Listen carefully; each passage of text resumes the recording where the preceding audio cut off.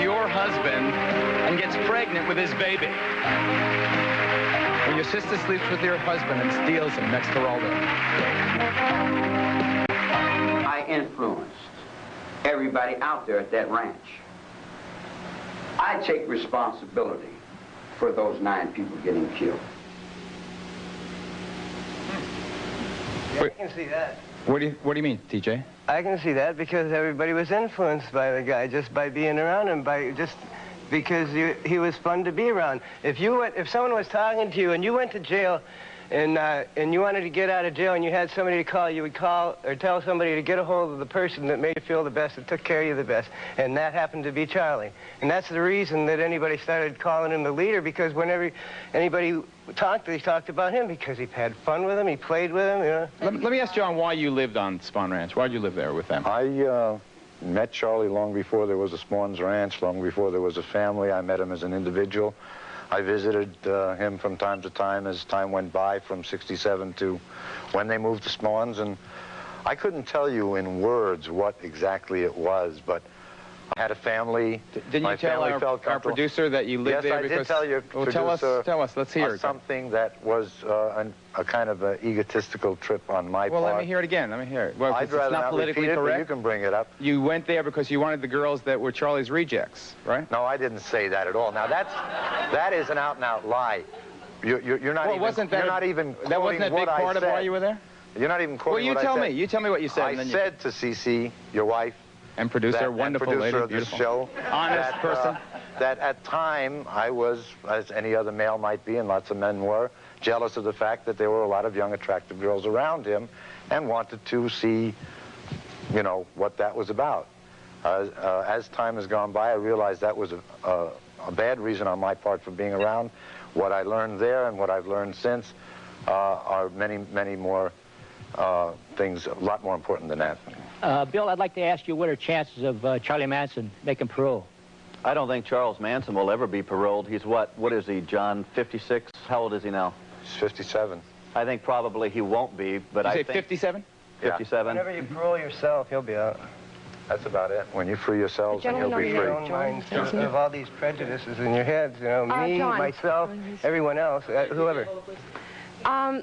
You say that you're not a follower, but a friend of Manson's. Is that correct? Yeah. Were you speaking to him? You, John. Thank you. Yeah, I'm a friend. Okay. I know we went over it before, but it amazes me that if you had nothing to hide, why would you be here with that mask? I told you, I have nothing to hide myself, but I have family and friends. And as far as you're concerned, and most of this audience, Charlie Manson is synonymous with evil. Correct. And as being a Christian right after Jesus was killed meant you got thrown to the lions. Symbolically, your business might be bad. People won't deal with you. You compare Manson to Jesus Christ? Yeah. Huh? I mean, really. I compare you to Jesus Christ, Geraldo. We are all Jesus Christ. What have you got to hide? I have nothing to hide. You don't understand what I said, that's your problem. Okay, good. Quick. Yes. To John, this is reference to way back also.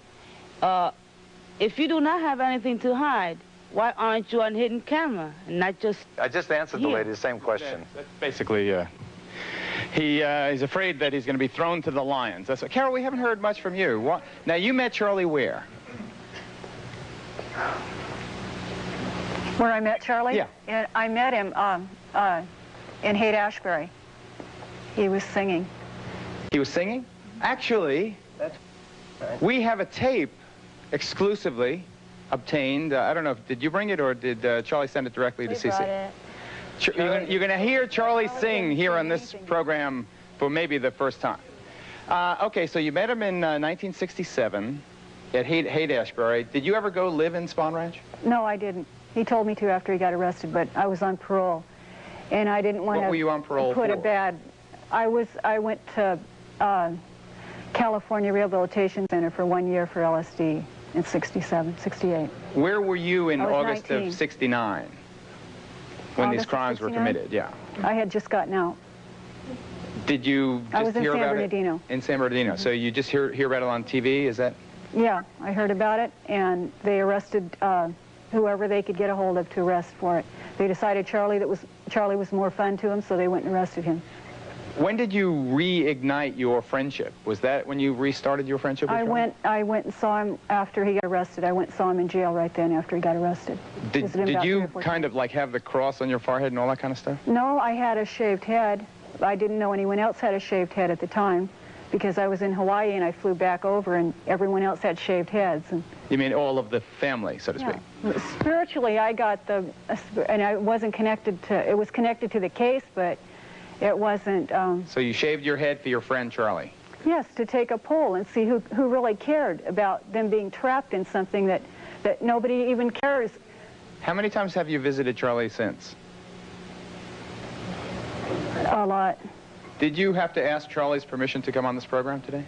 I didn't have to ask his permission, but not to come, so if anybody was doing what Charlie said, none of us it would be better if, when you talk Charlie about said, somebody, if you kind of have their permission a little bit, you know? Say again, Carol? You should have his permission to talk about him. You should have his permission to say his name. Okay. Be right back.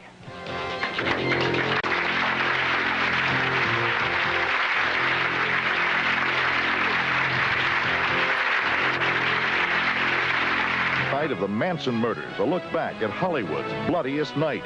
Women I don't got to tell them what to do. If I got to tell them what to do, I'll set them up on the highway and get them away from me. I don't deal with women I got to tell them what to do. They know what to do. If they don't know what to do, they better stay away from me. I wonder if, Carol, did you shave your head because you loved Charlie? Do you love Charlie today? Yeah, I love Charlie. He's love. Do you love him in a spiritual way, or do you love him in a romantic? He's spiritual love. Okay. You probably don't know about that. Oh, I guess not. Do you know about the spiritual world at all? I have Other a than question material? for either of the girls, and I really would appreciate an honest answer. While you were communing with the air and the birds and the ground, commune with it. What kind of drugs were you doing on a daily basis?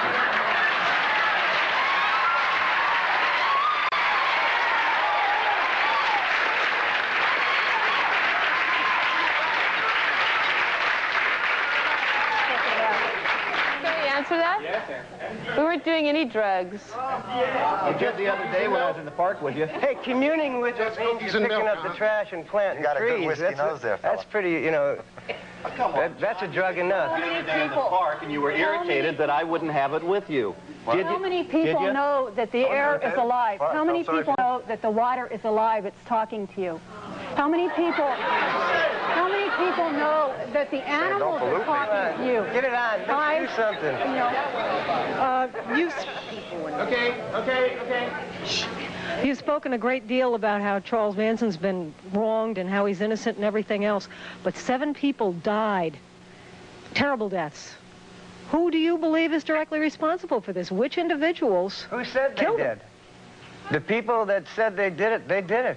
I'm sure. I wouldn't call them a liar. The facts are Charlie did not murder anybody, and that's cut and dry. Why don't you put it on the system?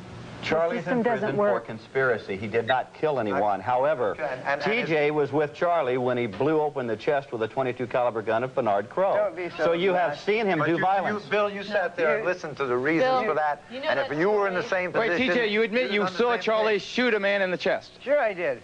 I also seen everything else that happened. The guy called up and says he's going to cut this girl's head off.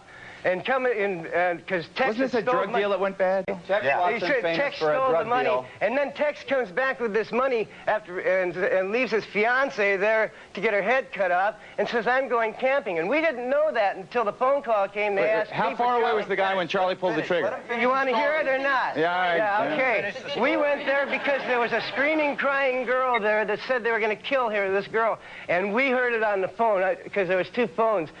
She asked for Charlie. Tex's name was Charlie, so I got the other Charlie because I didn't know him as Charlie. I knew him as Tex.